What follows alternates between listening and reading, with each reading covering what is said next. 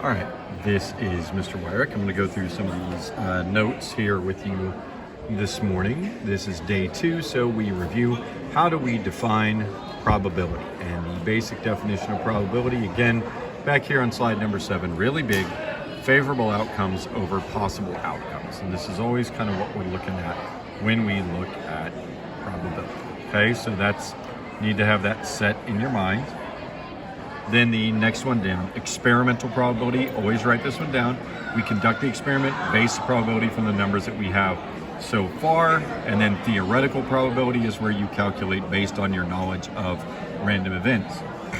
When we roll a die, we always say, it should be even for all of them coming up. So any number on there is 1 out of 6. When we have the experimental probability, that's where it's like what you were working on the delta math with the people going to the shop and purchasing costumes or not, and based on those results, what do you think is going to happen?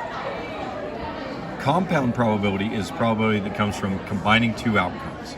So you find the probability of each one, you multiply them together. You're going to be doing this on the delta math today, so we'll go over some examples from the delta math, but basically we flip a coin and then we roll a die, okay? So what are the chances it's going to come out on heads and it's going to roll a 2?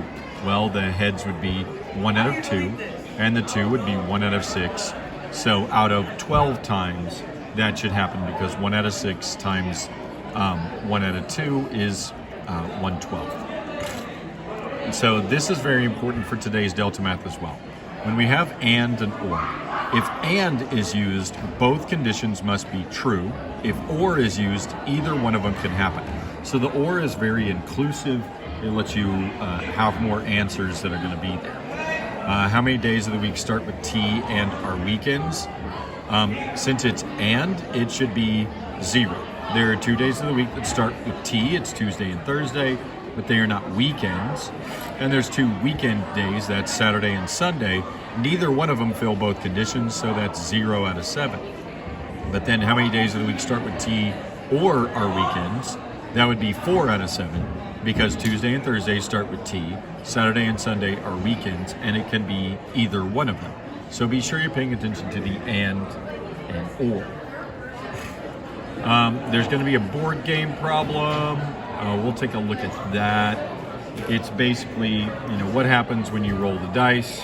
How many times should you be able to move the exact number that you need? I forgot to open that up before we got started, so we'll just kind of skip over it for this notes for right now. This is a nice tool right here. It's rolladie.net. If you click on it, it takes you to where you can put in many-sided die multiple times, do a bunch of rolls all at once, which is a little bit nicer than the Google Dice Roll. So save that.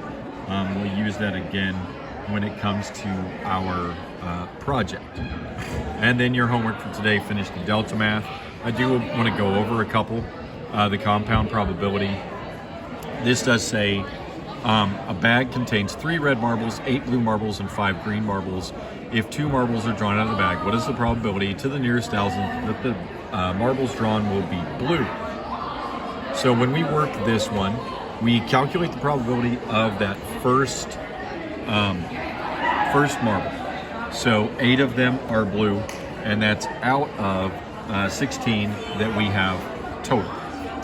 Okay, and then since this is compound probability, we're multiplying, and we're going to multiply that by the next one possibly being blue, but we're not putting it back in the bag.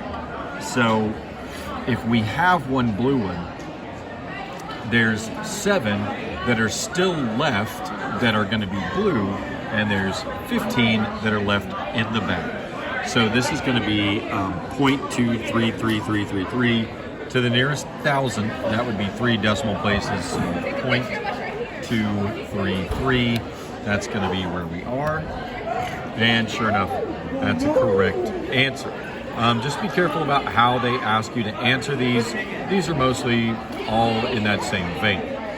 When we do the probability with or and, there's a spinner with 13 equal areas. If it's spun once, what's the probability the result is a multiple of 2 or a multiple of 5?